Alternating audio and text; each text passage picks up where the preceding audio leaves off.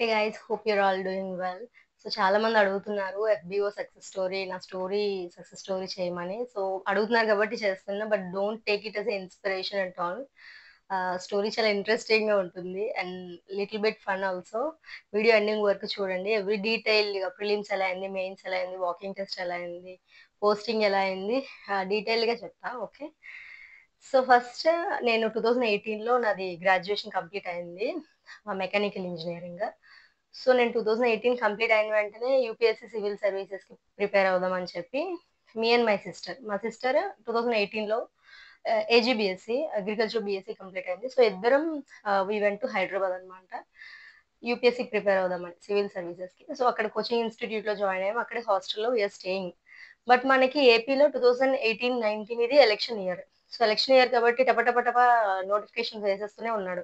Forest exams notifications వేసేసాడు, group 1 group 2 ఇలా చాలా నోటిఫికేషన్స్ వేసేసాడు. సో 2019లో ఇది మార్చ్లో అప్లై చేసుకోవాలి, ఎఫ్బిఓది ఫారెస్ట్ బీట్ ఆఫీసర్ది. సో నాకైతే అసలు nil knowledge about the exam pattern అని ఏమీ తెలియదు. మా సిస్టర్ కొంచెం ఏజీబీఎస్సీ బ్యాక్గ్రౌండ్ కాబట్టి she know something about forest department ఎగ్జామ్స్కి. సో దాన్ని అప్లై చేసుకుంది. ఎప్పుడు last date March 27th last date. మధ్యాహ్నం 12 o'clockకి వెబ్సైట్ అప్లై చేసుకోవడానికి క్లోజ్ చేసేస్తుంటే మేము 11 o'clockకి అప్లై చేసాం అనమాట. సో నాది కూడా నా సిస్టర్ అప్లై చేసింది. ఫస్ట్ నేనేమన్నా అంటే నో నో నాకేం అంత ఇంట్రెస్ట్ లేదు, నేనేం రాయనంటే no please just give a try అని చెప్పి తనే అప్లై చేసింది. నా సిస్టర్ పోతే పోద్దు ₹250 అప్లికేషన్ ఫీజు. చూద్దాంలే, ఎందుకంటే we are in a serious preparation అప్పుడు యూపీఎస్సీకి. ఏదైనా ఎగ్జామ్ రాయాలంటే మళ్ళీ ఏపీకి వెళ్ళాలి, మళ్ళీ శ్రీకాకుళం రావాలి. సో సమ్ 16 hours జర్నీ చేయాలి, టికెట్స్ బుక్ చేసుకోవాలి, ఇక్కడ నుంచి అక్కడికి వెళ్ళి రాసి వచ్చి. సో టైం వేస్ట్ అని చెప్పి అన్ని ఎగ్జామ్స్కి అప్లై చేయలేదు. కానీ ఎందుకో మరి మా సిస్టర్ నా మదర్ని కొంచెం కన్సల్ట్ చేసి అప్లై చేస్తారు, ఇద్దరికి అప్లై చేశారు. సో ఇద్దరే అప్లై చేసిన తర్వాత మాకు ప్రిలిమ్స్ ఎప్పుడైందంటే 2019 మే 26 జరిగింది ప్రిలిమ్స్. సో మేము ఒక 2 days ముందు టికెట్స్ బుక్ చేసుకొని శ్రీకాకుళంకి వచ్చాము. సో ప్రిలిమ్స్ అనేది ఆఫ్లైన్ టెస్ట్. యాక్చువల్ నాకైతే ఎగ్జామ్ ప్యాటర్న్ తెలీదు, సిలబస్ తెలీదు, ఏమీ తెలీదు. ఎగ్జామ్కి వెళ్ళే ముందు కూడా నేను I was asking my sister, ఏంటి ఏంటి క్వశ్చన్స్ ఏమొస్తాయి, ఏంటి టాపిక్స్, ఏంటి నెగిటివ్ మార్క్స్ ఉంటాయా, ఇలాగా. సో అలా వెళ్ళా. ఆధార్ కార్డు, హాల్ టికెట్ తప్ప నాకు ఇంకేం తెలియదు. ఎగ్జామ్కి వెళ్తున్నా. నాకు బాగా గుర్తుంది, నేను ఎగ్జామ్కి వెళ్తున్నప్పుడు మై మదర్ వాజ్ స్కోల్డింగ్ మీ, ఏంటి సినిమాకి వెళ్తున్నావు, ఎగ్జామ్కి వెళ్తున్నావు, అలా వెళ్తున్నావు. బికాజ్ నాకు కొంచెం కంఫర్టబుల్ క్లోత్స్లో వెళ్ళడం, ఎక్కడికైనా స్ట్రెస్ ఉండేటప్పుడు లేకపోతే ఏదైనా కంఫర్టబుల్గా వెళ్ళడం ఇష్టం. So I was wearing a T shirt and some cotton pants. మూవీకి వెళ్తున్నావా ఏంటని తిట్టారు.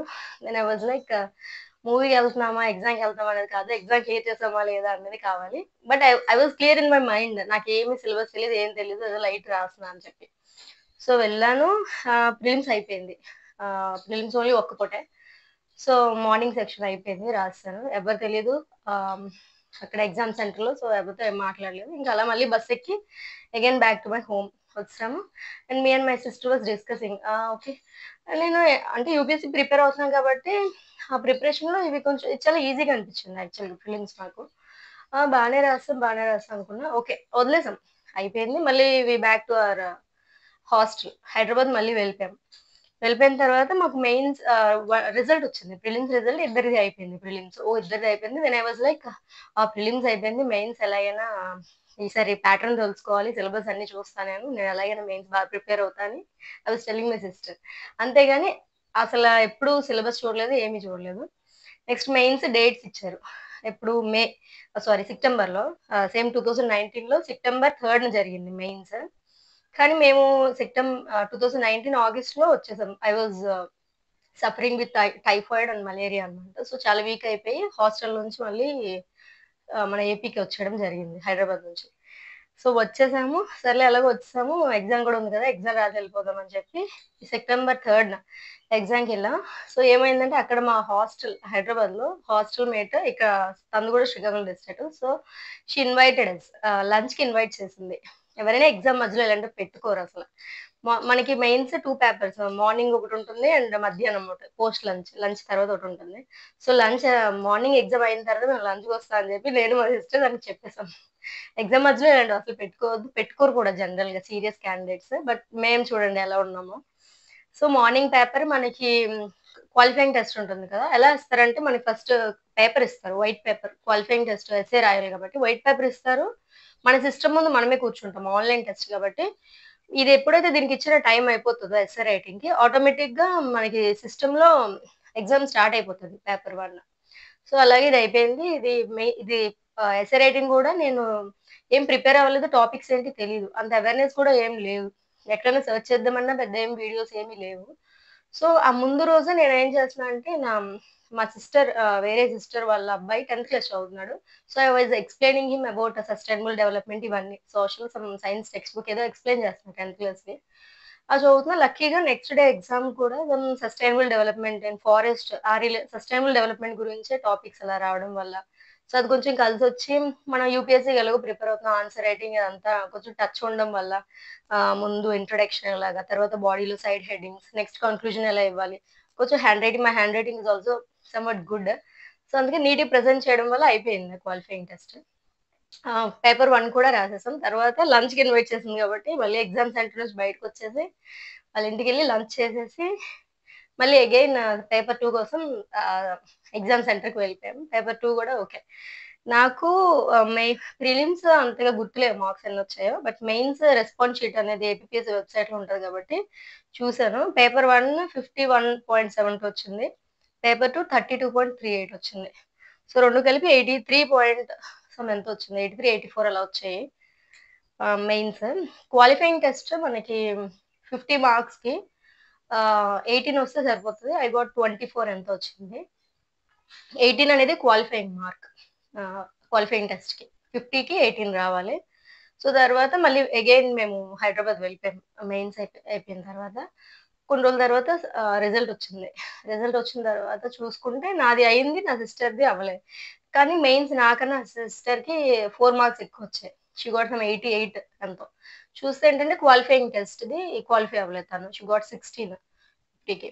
సో, సర్లే అనుకున్నా. ఇప్పుడు నేను అసలైన ఎఫ్‌బీఓది సీరియస్‌గా తీసుకున్నానేంటంటే మెయిన్స్ తర్వాత.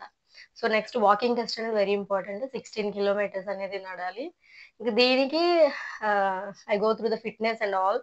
తర్వాత రోజు వాకింగ్ అండ్ ఒకరోజైతే 13 కిలోమీటర్స్ వాకింగ్ చేశాను.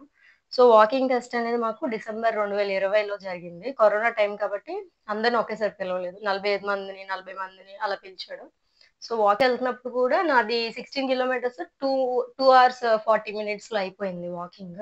కొంచెం ఎందుకంటే మనకి ఫిట్‌నెస్ ఇదంతా ఉంది కాబట్టి వాకింగ్ అంత పెద్ద ఛాలెంజ్ అనిపించలేదు. But very, very important. ఎందుకంటే కష్టపడి ప్రిలిమ్స్, కష్టపడి మెయిన్స్ క్లియర్ చేసినోళ్ళు వాకింగ్ టెస్ట్ పోతే ఎంత బాధగా ఉంటది. కాబట్టి ఫిట్‌నెస్ కూడా వెరీ ఇంపార్టెంట్.